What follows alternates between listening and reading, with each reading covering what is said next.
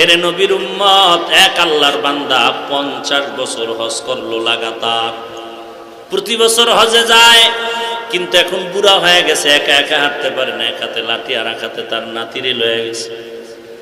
নাতি হাত ধইরা ধইরা দাদারে বাইতুল্লাহর চত্বরে ঘুরায়, আর দাদায় কয় লাব্বাইক আল্লাহুম্মা লাব্বাইক। হঠাৎ করে পাল্টা আওয়াজ আসতেছে, লা লাকা লাব্বাইক, লা লাকা লাব্বাইক, লা লাকা লাব্বাইক। এ হাজী সাহেব, তোর লাব্বাইক একটাও কবুল হয় না, কবুল হয় না, কবুল হয় না। আওয়াজটা শুধু দাদায় শুনে নাই, নাতির কানেও চলে গেছে। নাতি ডাক দিয়া কয়, দাদা দাঁড়াও, তুমি শুনছুনি বারবার আওয়াজ আসতেছে লা লাব্বাইক, তোমার লাব্বাইক কবুল হয় না।